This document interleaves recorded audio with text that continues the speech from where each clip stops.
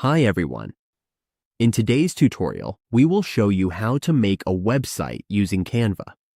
This is a simple and beginner-friendly way to create a clean, professional-looking site without any coding.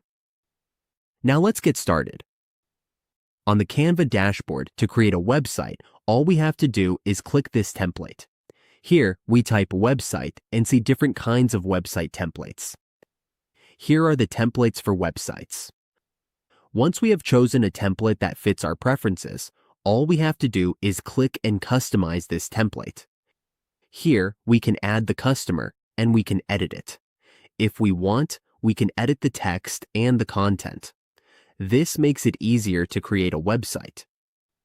Once we are done, we just have to save. That's how we make a website with Canva. With just a few easy steps, we can design and publish our own site.